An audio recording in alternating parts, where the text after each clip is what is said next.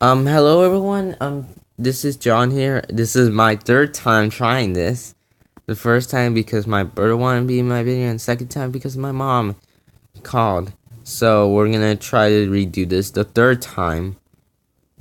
As I said before, Scary Mysteries is a channel I found that talks about criminals, like people, murders, mysteries, cold cases, basically. Unsolved, So let's get right into this time. Hopefully there will be no interruptions. Lego.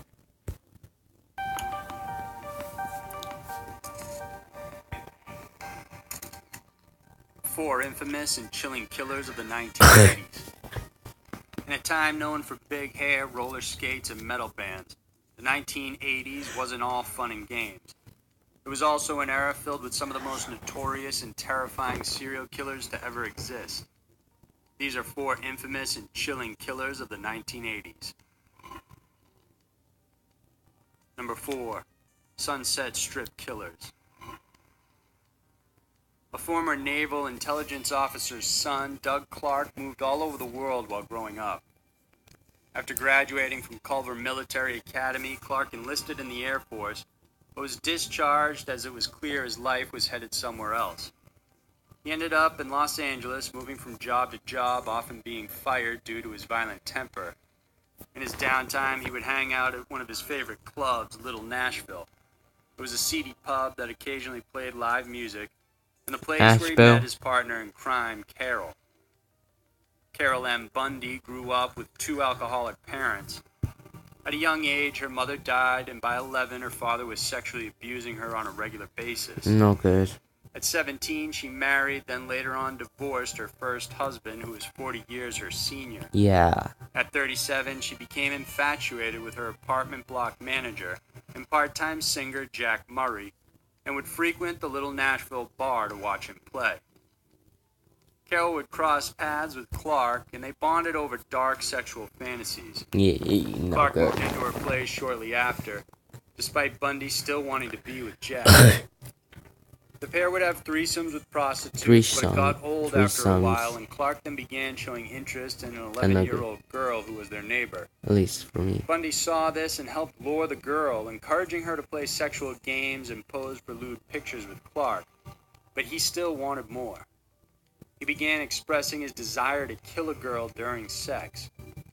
Bundy ended up buying 2 automatic pistols for Clark, and then in June of 1980, the killings began. Clark came home one night and told her about how he picked up 2 teen prostitutes from the Sunset Strip, Gina Nerano and Cynthia Chandler. Once in the vehicle, he ordered them to perform fellatio, and that's when he shot them both in the head. He took their bodies to a garage and performed necrophilia before dumping them close to the Ventura Freeway where they found them. No. 12 days later, he killed again. Exie Wilson and Karen Jones were also prostitutes from the Strip, and again, he lured them inside his car before shooting them. He hacked off Wilson's head and placed it inside the freezer. When Bundy saw it, she was initially shocked, but later helped Clark clean it up and put makeup on it before it was used as a sex toy. 3 days after another body was found, it was Marnette Corner, a runaway killed 3 weeks earlier, which would have made her Clark's first known victim.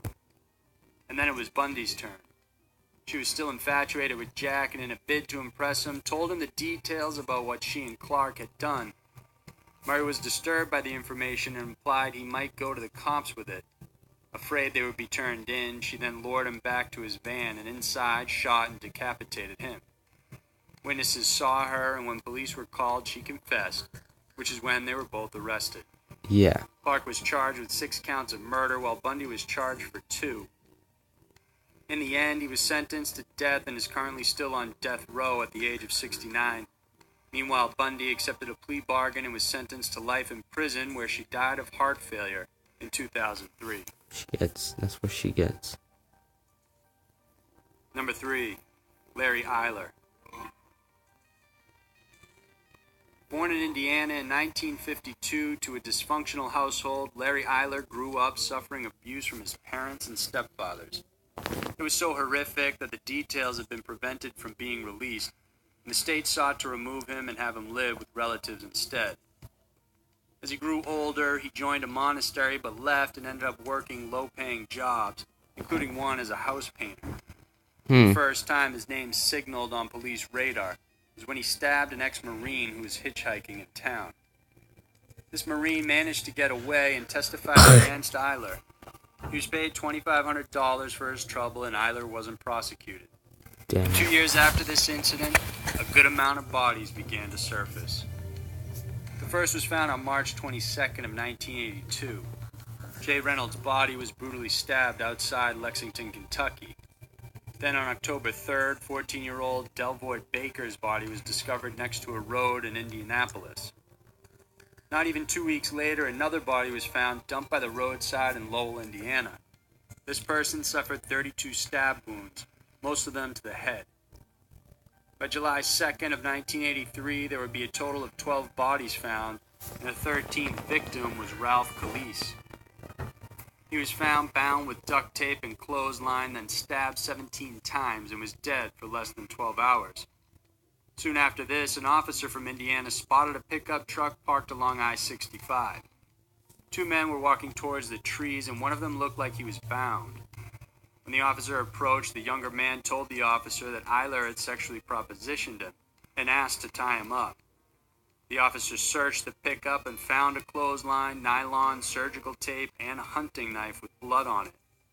The knife was examined and it matched the same blood type as that of Ralph Calise. While the prosecution was still building a case against Eiler, he was still free to kill. By this time, the police had linked him to 18 of the killings, but did not have enough to charge or arrest him. They put him on surveillance, and in retaliation, Eiler sued them. He was denied the suit, however, but upon leaving the court, he was arrested for murdering Ralph Calise. However, during a pre-trial, a judge deemed all the evidence was obtained illegally and got rid of the case. Dang. On May 7, 1984, shortly after Eiler was released on bail, the body of David Block was found. He had been killed in the same manners as the rest. But finally, soon, police caught a break. On August 21st, an apartment janitor noticed two large hefty bags in the trash dump. He knew right away a stranger dumped it and was mad, but also curious of what was being thrown in his bin. He opened one of the bags and found a human leg. It turns out in there was the body of a known prostitute, 16-year-old Danny Bridges. After witnesses pointed to Eiler throwing the bags, he was officially charged with the murder, unlawful restraint, and kidnapping of Danny, and received the death penalty. On March 6, 1994, Eiler died from complications due to AIDS. After his death, his lawyer, with permission from him, released the names of 21 victims he had killed. It also listed the places and dates of where the victims were found. Eiler said he had an accomplice for 4 of the killings, but the lawyer was not allowed to release that name. Number 2, Andre Chikatilo.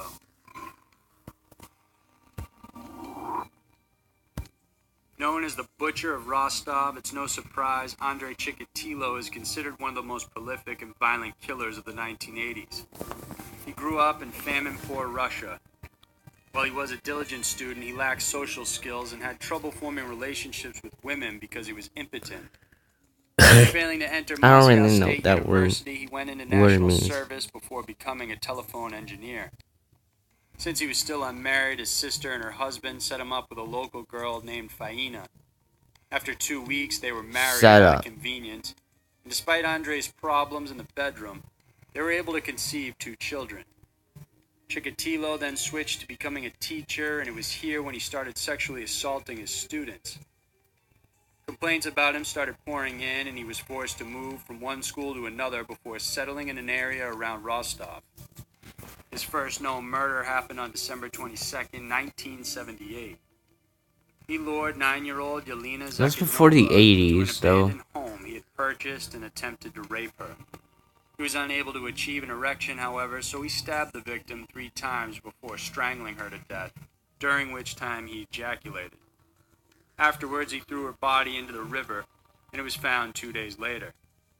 Even though a multitude of evidence and witness pointed to Andre, Another man who had a history of rape and murder was charged and arrested and eventually executed for the crime. After this, Andre realized he could only achieve sexual arousal when he was killing women or children. The chance to relive the experience gnawed at him, and he yearned for more. His next victim was a 17-year-old boarding school student. He took her into the forest under the pretense of drinking vodka and relaxing. Once there, he jumped on the girl and violently attacked her before stabbing her multiple times and attempting to rape her. Andre would go on to kill 50-plus more victims just like this.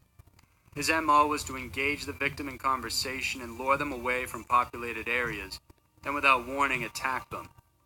The majority of them suffered multiple knife wounds to the face and neck, chest, and pelvic region. In most of his earlier victims, the eyes were often damaged or taken out of their sockets completely. He would go on to say he did so because he initially believed in the saying that a killer's face would be imprinted in the eye of the victim.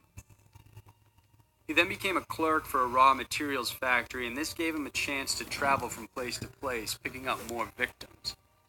A task force was assembled, and the news of a serial killer soon made the rounds. Based on semen obtained on the victims' bodies, the police were convinced they were looking for a killer with AB blood type. Andre's name was added on file, and in one instance of the investigation, he was stopped and questioned, but his blood type was shown to be A instead of the AB the suspect had. But what they didn't know is that Chikatilo's blood type was indeed A, but his other bodily fluids registered AB. He apparently belonged to a rare group called non-secretors, whose blood type can only be taken from a blood sample, and would show a different result when taken from semen or other body fluids. By this time, the police hired Dr. Alexander Bukanovsky, a psychiatrist, to create a profile for their killer. After examining evidence, he stated that this murderer was a necrosadist who was between 40 and 50 years old. He was likely married, but suffered from impotence and had trouble forming relationships with women at a young age. He also pointed out that the killings occurred on weekdays around mass transit hubs, and that the killer likely traveled regularly for work or was tied to a schedule. The description fit Chikatilo to a T. Even though this was enlightening to the police, it would take several more years before they would capture him on November 20th, 1990. His last victim was 22-year-old Svetlana Karastik. She was killed near Dunlescau's station, one of the places under surveillance by police. In fact, one officer noticed Chikatilo emerge from the woods, and he had soil and grass stains on his elbows. He was approached, questioned, and his name taken down before they let him go. By the time her body was found, they examined the reports filed by the men stopped and questioned. Andre's name was familiar because he had been questioned prior. He was put under surveillance for 6 days, where he was seen approaching and engaging lone young women and children, and by November 20th, he was arrested. Chikatilo, however, would not admit anything, but on the last day of his detainment, the police invited Dr. Bukanovsky to speak with him. During the interview, he read parts of his profile to Andre, and within 2 hours, he broke down and started crying, admitting to his crimes. Even though there were 36 victims, Chikatilo admitted to killing more than 50 in total. He was found guilty on 53 murder charges and sentenced to death. On February 14, 1994, he was led to a small, soundproof room and executed via a single gunshot to the back of the head.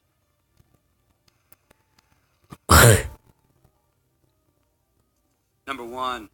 Jose Rodriguez Vega. Yes, they really do know how to execute with Jose guns. Rodriguez Vega was a serial killer from Santander, Spain. Nicknamed El Mataviejas, which translates to the old lady killer.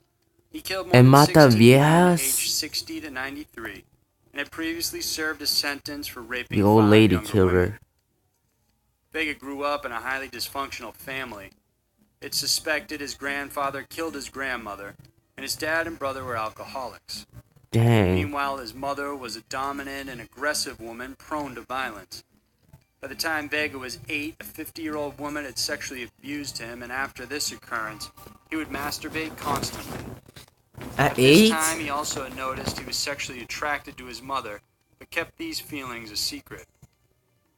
Vega was known to have a violent temper, and when he was 18, threw his wheelchair-bound father down a flight of stairs. He was kicked out of the house and eventually ended up marrying his classmate, which he fathered a son with, but they soon split up because of his temper. At 21, he was arrested for raping 2 women and the attempted rape of 3 others. He was sentenced to 27 years in prison, but the sentence was lowered to just 8 after Vega wrote letters to the victims asking for forgiveness. 4 out of the 5 forgave him, and under Spanish law, this lowered his sentence. Before he was released, he ended up in another relationship. He tried to move back home, but his mother wouldn't let him because of the relations he had with this unmarried woman. Vega took the slight to heart and considered this a reason for his murders. The first victim was a 60-year-old prostitute, Victoria Morales, whom he frequently slept with. They were in bed talking when he suffocated her by covering her mouth and nose. On August 6, 1987, he killed 82-year-old Margarita Gonzalez by entering her home, raping, and then suffocating her. She was found with her false teeth in her throat. The following month, he killed 80-year-old Carmen Fernandez, and by October, he struck again by raping, beating, and killing 66-year-old Natividad Espinosa. Many of the deaths were attributed to natural causes. I can say that in Spanish age, really easily. The fact that the families complained there were bruising on the bodies, and the coroner indicated that 3 women had vaginal injuries. A Spanish serial killer. The following year, on April 19, 1988, Julia Fernandez was found dead in her home. The jurisdiction was under the Spanish Civil Guard, and they learned she recently had her door reinforced. They found out the worker she hired was Vega, who had a history of rape, which they then shared that info with police, and soon realized some of the other victims also had their doors reinforced before they died. Vega was soon arrested and nonchalantly admitted to killing 9 women, who he says were surrogates for his mother. However, a search of his home revealed a special room with red-painted walls. Inside it were more than 30 random items taken from his victims' homes as mementos. When the room and items were shown on TV, the family members of the 9 victims recognized various pieces belonging to their deceased relative. Another 7 more families came forward being able to identify objects, but to date there are still 10% of the mementos that lay unclaimed and unidentified, implying it's most likely Vega killed more victims. On October 24, 2002, while walking on the prison grounds, Vega was killed. He was attacked by 2 inmates and repeatedly stabbed. When asked why, they said they killed him because he was a rapist and considered a pariah under the code of honor in prison. So there were 4 infamous and chilling killers of the 1980s. Okay, the video, okay, so the video, I like the video, obviously, so that's really good. Anyways, yeah, so I was quoting, so I got in the video, and do my stuff, so I'll see you guys in the next one. Bye.